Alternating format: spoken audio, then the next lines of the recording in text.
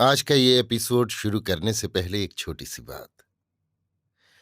क्या आप भी अपना पॉडकास्ट बनाने की सोच रहे हैं? तो एंकर ट्राई कीजिए। ये पॉडकास्ट बनाने का सबसे आसान तरीका है। नंबर 1, ये फ्री है। नंबर 2, इसमें कई सारे ऐसे टूल्स हैं जो आपको अपने फ़ोन और कंप्यूटर पर रिकॉर्ड और एडिट करने की फैसिलिटी देते हैं। नंबर 3, आप अपने पॉडकास्ट को डिस्ट्रीब्यूट भी कर सकते हैं, जिससे इसे स्पॉटिफाई और दूसरे प्लेटफॉर्म पर सुना जा सके। तो डाउनलोड कीजिए फ्री एंकर ऐप या विजिट कीजिए anchor.fm पर अपना पॉडकास्ट स्टार्ट करने के लिए। ये तो थी एक छोटी सी जानकारी, और अब शुरू करते हैं एपिसोड का सिलसिला।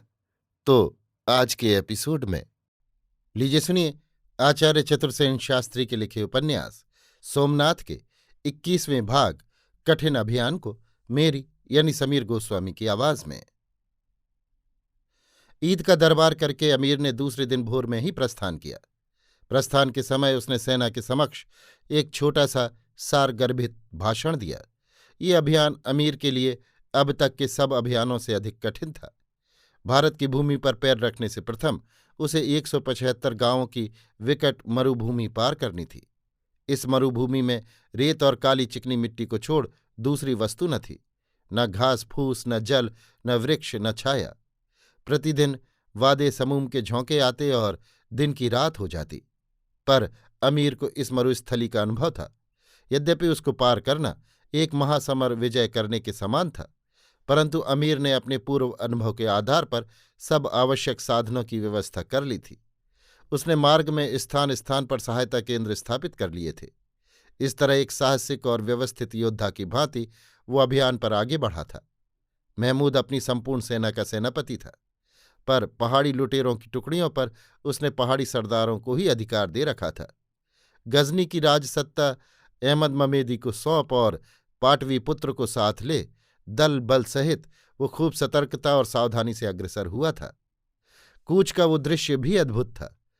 उस दिन सब नगर बाजार बंद थे। लोग बड़ी भाव भरी आंखों से इस विजेता का ये अभियान देख रहे थे। आतुर माताएं आंखों में आंसू और आंचल में आशीर्वाद भरे पुत्रों को अज्ञात देश की ओर जाते देखने खड़ी थीं। कुलवधुएं गोद में अबोध शिशुओं को लिए और धड़कते हृदयों को हाथ से दबाए प्रिय पति को यों जाते देख रही थीं।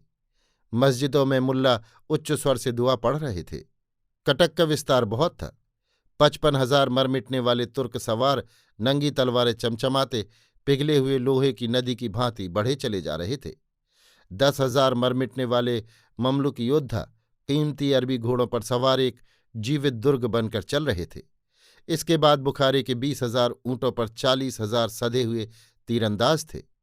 डेरा तंबू वाले मार्गदर्शक, मार्ग संशोधक, तेली, तंबोली, बावर्ची, साइस, मल्लाह, दुकानदार, वेश्याएं, लौंडे, दरवेश, मुल्ला, साईं आदि की गिनती न थी। मंजिल पर मंजिल मारता अमीर का ये कटक डेरा इस्माइल खां के उस ओर पहाड़ों की तलहटी में आ पहुंचा। ये पहाड़ियां अति विकट, दुर्गम और निर्जन थीं। उनके वो शिखर 12 मास बर्फ से ढके रहते थे। ग्रीष्मकाल में जब बर्फ पिघलता तो दर्रे को चीरता हुआ और वहां के यात्रियों को अपने में लपेटता हुआ चला जाता था। शीतकाल में वहां इतनी ठंड पड़ती थी कि मनुष्य के शरीर का रक्त ही जम जाता था। परंतु महमूद के अनुभवी मस्तिष्क के कारण उसकी सेना का बहुत कुछ इस कष्ट से बचाव हो गया था। इसके दो कारण थे। एक तो अभी वर्षा ऋतु समाप्त ही हुई थी और शीतकाल नहीं आया था। कड़ी ठंड नहीं पड़ी थी। बर्फ जमने के पहले ही उसकी सेना ने घाटी पार कर ली थी। दूसरे, उसकी सेना के सभी योद्धा उस शीत, बर्फ और कठिनाई के अभ्यस्त थे। उनके लिए वो कुछ नई वस्तु न थी। गाड़ियां और दूसरे वाहन इस तंग दर्रे को पार नहीं कर सकते थे। इसलिए महमूद ने ऊंट, खच्चर और घोड़ों ही से काम लिया था। उसने निर्विघ्न इस दर्रे को पार कर लिया। यहां से दर्रे के आसपास के खूंखार कबायली पठानों के दल बादल सुल्तान की सेना में मिलते गए।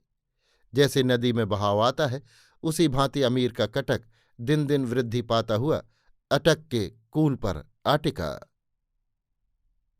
अभी आप सुन रहे थे आचार्य चतुर्सेन शास्त्री के लिखे उपन्यास सोमनाथ के 21वें भाग कठिन अभियान को मेरी यानी समीर गोस्वामी की आवाज में।